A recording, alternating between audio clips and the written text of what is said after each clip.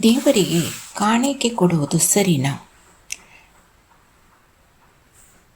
ನಿಜವಾದ ಕಾಣಿಕೆ ಯಾವುದು? ನಮಸ್ತೆ ಆತ್ಮೀಯರೇ.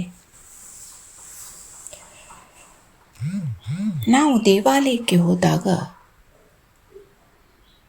ಒಂದು ಪ್ರಶ್ನೆ ನಮ್ಮ ಮನಸ್ಸಿನಲ್ಲಿ ಮೂಡುತ್ತದೆ.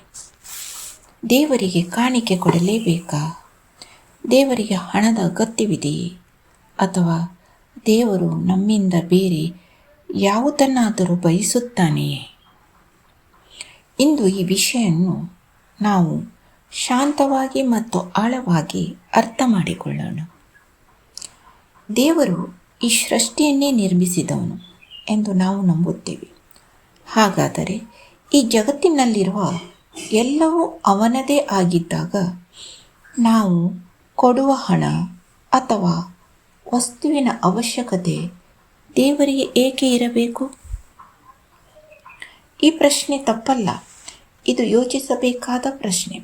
ಆದರೆ ಮತ್ತೊಂದು ಸತ್ಯವೂ ಇದೆ.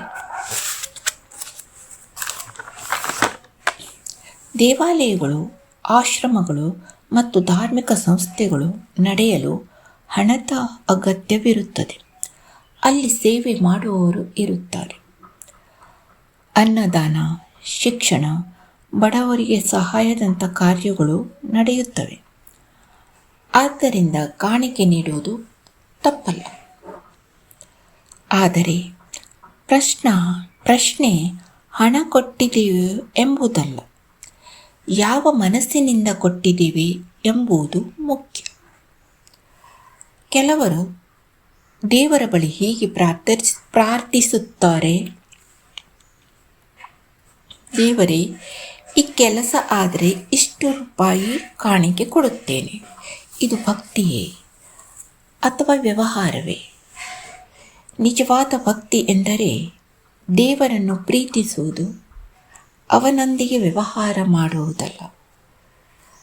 ಭಗವದ್ಗೀತೆಯಲ್ಲಿ ಶ್ರೀಕೃಷ್ಣನು ಹೇಳುತ್ತಾನೆ, ಯಾರು ಭಕ್ತಿಯಿಂದ ಒಂದು ಎಲೆ, ಒಂದು ಹೂವು, ಒಂದು ಹಣ್ಣು ಅಥವಾ ಸ್ವಲ್ಪ ನೀರನ್ನು ಅರ್ಪಿಸುತ್ತಾರೋ ಅದನ್ನು ನಾನು ಸಂತೋಷದಿಂದ ಸ್ವೀಕರಿಸುತ್ತೇನೆ. ಇಲ್ಲಿ ಮುಖ್ಯವಾದುದು ವಸ್ತುವಿನ ಬೆಲೆ ಅಲ್ಲ, ಭಕ್ತಿಯ ಆಳ. ನಾವು 1000 ರೂಪಾಯಿ ಕಾಣಿಕೆ ಕೊಟ್ಟರೂ ಹೊರಗೆ ಬಂದು ಸುಳ್ಳು ಹೇಳಿದರೆ, ಇತರರಿಗೆ ನೋವು ಕೊಟ್ಟರೆ, ಕೋಪ, ಅಹಂಕಾರ ಮತ್ತು ದ್ವೇಷದಿಂದ ಬದುಕಿದರೆ ಈ ಕಾಣಿಕೆಯ ಅರ್ಥವೇನು?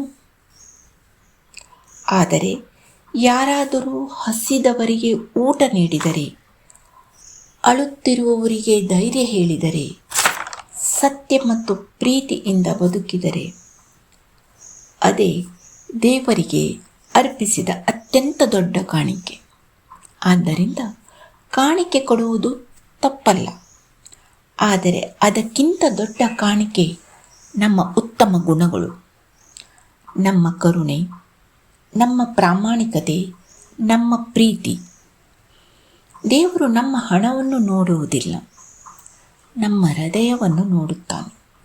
ಆದ್ದರಿಂದ ದೇವಾಲಯಕ್ಕೆ ಕಾಣಿಕೆ ಕೊಟ್ಟರೂ ಪ್ರೀತಿಯಿಂದ ಕೊಡಿ. ಕೊಡಲು ಸಾಧ್ಯವಾಗದಿದ್ದರೆ ಅಪರಾಧ ಭಾವನೆ ಬೇಡ. ಒಳ್ಳೆಯ ಜೀವನವನ್ನು ಬದುಕಿ, ಅದೇ ದೇವರಿಗೆ ಅತ್ಯಂತ ಅಮೂಲ್ಯವಾದ ಕಾಣಿಕೆ. ಈ ವಿಚಾರ ನಿಮಗೆ ಇಷ್ಟವಾದರೆ ನಿಮ್ಮ ಅಭಿಪ್ರಾಯವನ್ನು ಕಾಮೆಂಟ್ನಲ್ಲಿ ತಿಳಿಸಿ, ಹಂಚಿಕೊಳ್ಳಿ.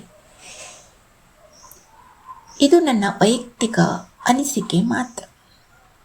ದೇವಾಲಯಕ್ಕೆ ಕಾಣಿಕೆ ಕೊಡುವುದು ತಪ್ಪು ಎಂದು ನಾನು ಹೇಳುವುದಿಲ್ಲ. ಅದು ಅವರ ಭಕ್ತಿ ಮತ್ತು ನಂಬಿಕೆ. ಆದರೆ ನನಗೆ ಸಾಧ್ಯವಾದರೆ ಆ ಹಣದ ಒಂದು ಭಾಗವನ್ನು ಬಡ ಮಕ್ಕಳ ಶಿಕ್ಷಣಕ್ಕೆ, ಹಸಿದವರಿಗೆ ಅನ್ನ ನೀಡಲು ಅಥವಾ ಅಗತ್ಯವಿರುವವರಿಗೆ ಸಹಾಯ ಮಾಡಲು ಬಳಸಲು ನಾನು ಇಷ್ಟಪಡುತ್ತೇನೆ. ಏಕೆಂದರೆ ನನ್ನ ನಂಬಿಕೆಯ ಪ್ರಕಾರ ದೇವರು ದೇವಾಲಯದಲ್ಲಿ ಮಾತ್ರ ಇರುವುದಿಲ್ಲ, ಪ್ರತಿಯೊಂದು ಜೀವದಲ್ಲೂ ಇದ್ದಾನೆ. ಹೀಗಾಗಿ ಒಬ್ಬನ ಕಣ್ಣೀರನ್ನು ಒರೆಸುವುದು, ಒಬ್ಬ ಮಗುವಿನ ಶಿಕ್ಷಣಕ್ಕೆ ಕೈ ಜೋಡಿಸುವುದು, ಹಸಿದವರಿಗೆ ಅನ್ನ ನೀಡುವುದು, ಇವೆಲ್ಲವೂ ದೇವರಿಗೆ ಅರ್ಪಿಸುವ ಅತ್ಯಂತ ಸುಂದರವಾದ ಕಾಣಿಕೆಗಳು ಎಂದು ನಾನು ಭಾವಿಸುತ್ತೇನೆ. ಇದು ನನ್ನ ವೈಯಕ್ತಿಕ ಅನಿಸಿಕೆ ಮಾತ್ರ. ನಿಮ್ಮ ಅನಿಸಿಕೆಯಲ್ಲಿ ದೇವರಿಗೆ ಅತ್ಯುತ್ತಮ ಕಾಣಿಕೆ ಯಾವುದು? ನಮಸ್ತೆ.